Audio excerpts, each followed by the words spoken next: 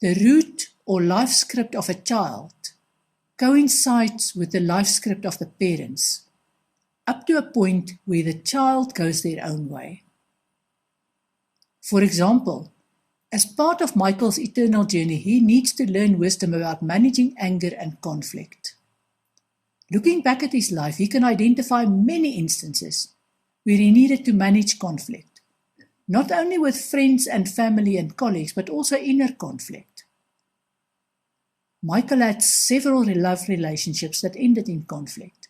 The easy way out would have been to blame the relationship partners for treating him badly, or to even blame himself for always making the wrong choices when it comes to love.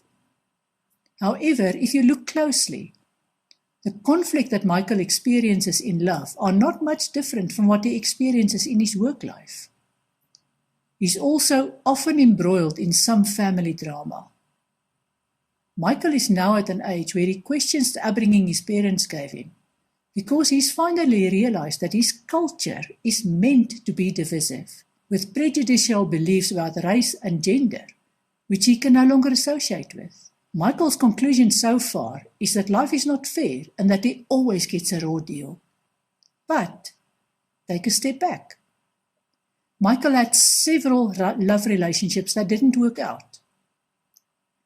In each one of these relationships, he felt that the relationship started off well, but eventually he felt he wasn't being heard and that his wishes no longer counted.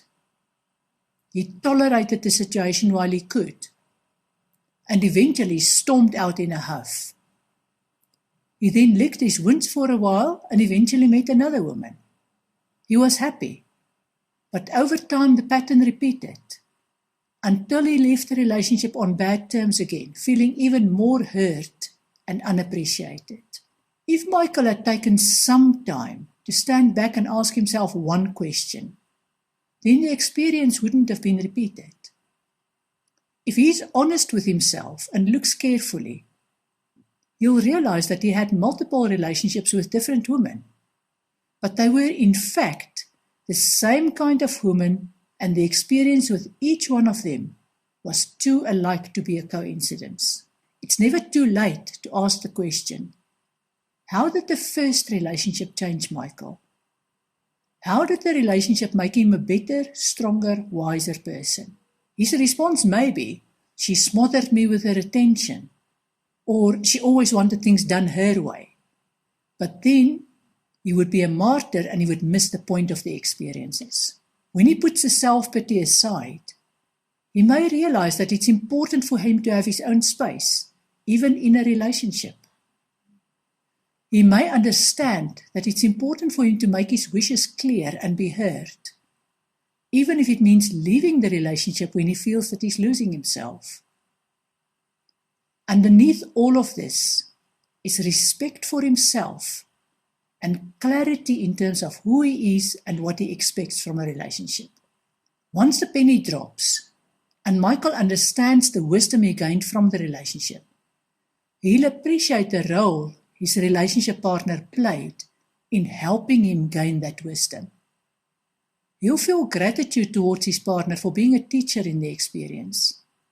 He will understand that without the experience, he would have taken much longer to understand that it's okay for him to respect himself and his desires, rather than to stagger from one relationship to the next, expecting his partner to make him happy. Then Michael can look back at the next relationship and ask the same question. He'll probably come to the same conclusion, but the job isn't done until he fully realizes what role his partner played in his experience and how the experience has shaped him for the better. With each realization, the self-pity will reduce and the gratitude will increase, until Michael can feel only gratitude for what he's gained from each relationship. The task will not be finished. Next, Michael can look at his work relationships and ask the same question about each one of those relationships, where he felt underappreciated and not respected. How did the work relationship change Michael? How did the relationship make him a better, stronger, wiser person? Again, the task will not be completed until Michael understands how the experience made him into the person he's become, and until he's grateful for the role each one of his colleagues have played in this experience. Then Michael needs to repeat the same process for each one of the family members that have dragged him into their dramas, until he exploded and walked away in a huff. With each realization of gratitude, a quantum of light is formed in every cell of his physical body. And the result is that Michael's vibration goes up a tiny notch, and it will never go down again. This process of realizing the wisdom that comes from each experience and finding gratitude for the experience is life-changing. And very soon, Michael will see himself in a different light. He'll realize that wanting to be heard and wanting to have his own space while at the same time wanting to share a relationship is not selfish, but completely okay. These realizations will not turn into demands, but will be part of his being and part of his aura for the world to see. When Michael then enters a new love relationship, he may initially find it challenging to say no when too many demands are made on him. But over time, it becomes easier. Because he can have his own space in the relationship, he's also aware of the importance for his partner to have their own space and be respected.